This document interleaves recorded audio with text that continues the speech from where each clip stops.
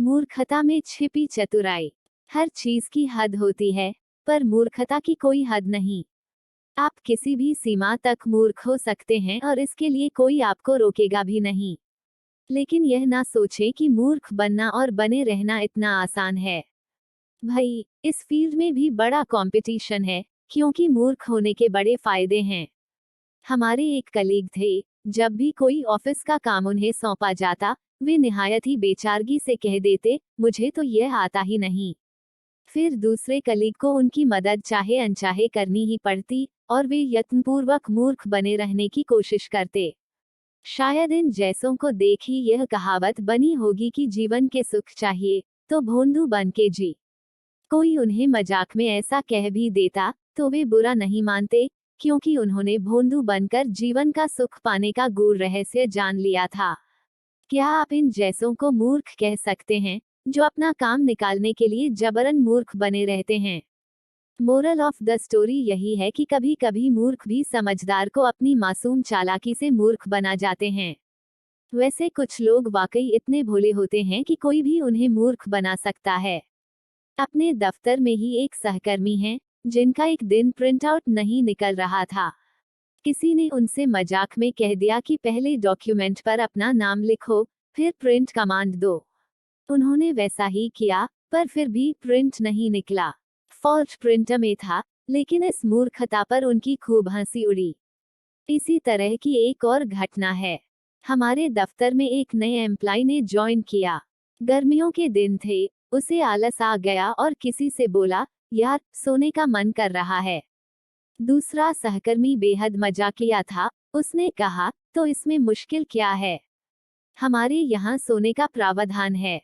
बस तुम HR department से स्लीपिंग फॉर्म ले लो और भर कर एमडी से साइन करा लो।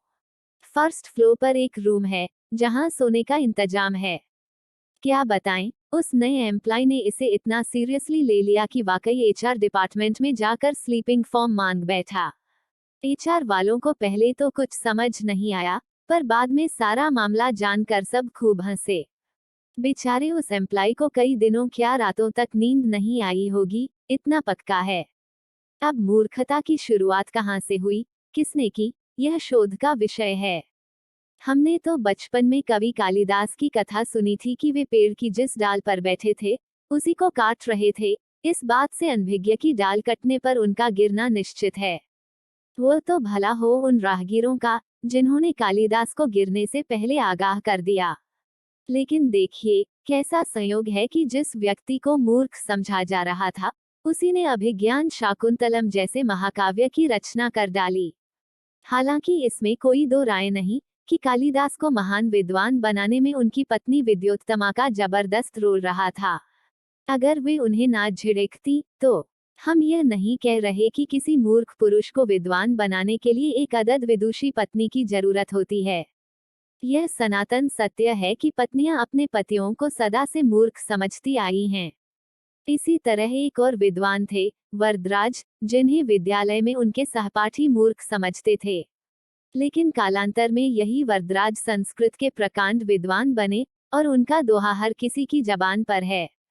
करत करत अभ्यास के जड़मती होत सुजान, रस्सी आवत जात के सिल पर पड़त निशान। तो आज जो मूर्ख है, वह कल आपसे बड़ा विद्वान भी साबित हो सकता है। इसीलिए अपने आसपास के मूर्खों से पंगा लेने का नहीं, उनकी इज्जत करने का। कहते हैं कि ज्ञानी की संगति में मूर्ख व्यक्ति विद्वान बन जाता है, और मूर्ख की संगति में विद्वान व्यक्ति मूर्ख बन जाता है। लेकिन हमारी राय जरा अलग है। आप खुद को विद्वान समझते हैं, तो किसी मूर्ख की संगति में कुछ दिन रह कर देखिए। आपको ऐसी ऐसी बातें मालूम चलेंगी, जिन्हें कोई विद्वान सोच भी नहीं सकता। आपकी विद्वता और निखर उठेगी। तो सवाल उठता है कि आखिर हम किसे मूर्ख कह सकते हैं? इसका जवाब हमें विदुर जी दे सकते हैं।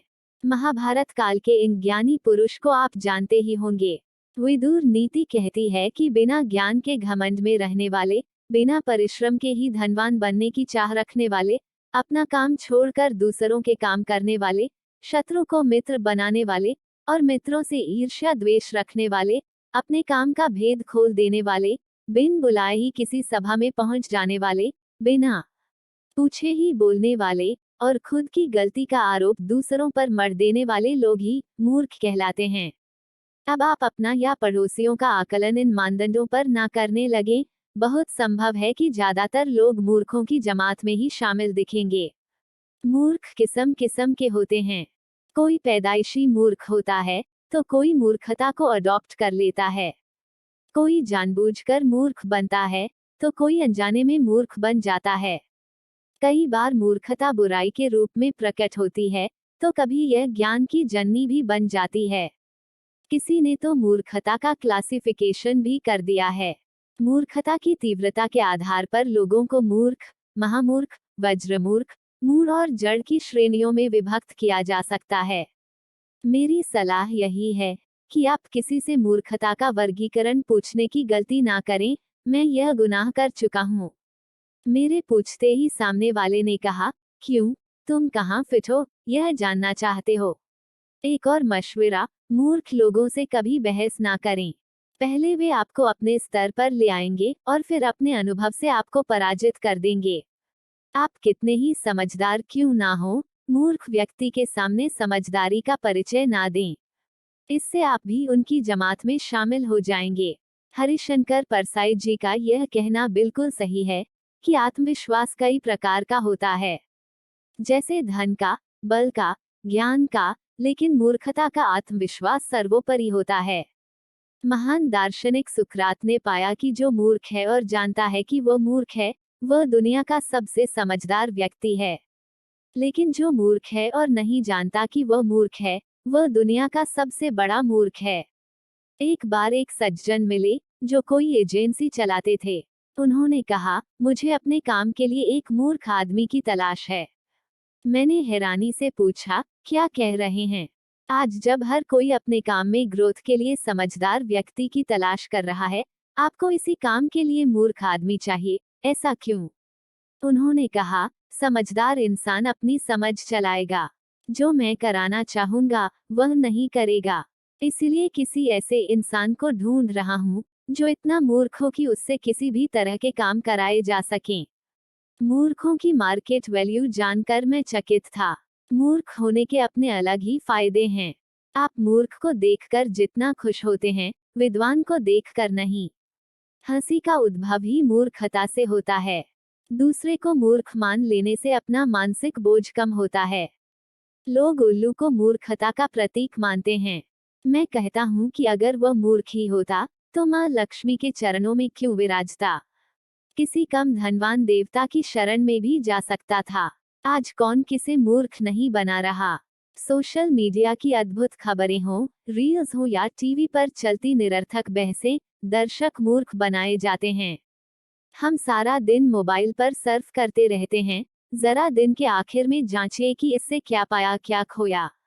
यानी हम समझदार हैं, तो भी अनजाने में मूर्खों जैसी हरकत करने से बाज नहीं आते।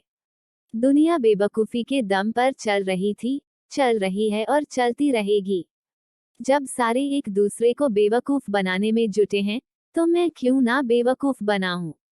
दिमाग में यह खतरनाक आइडिया आते ही मैं खुद को दुनिया का सबसे अक्लमंद समझने लगा। फिर यही तो मौका है जब लोग बेवकूफ बनाने को लेकर बुरा नहीं मानते। मूर्ख दिवस के अवसर पर आप भी जरा आत्ममंथन कीजिए कि क्या कभी आपने कोई बेवकूफी भरी हरकत नहीं की है क्या? अंत में इतना ही कहना है कि आप होशियार हैं, यह अच्छी बात है, पर हमें मूर्ख ना समझें, यह उससे भी अच्छी बात है।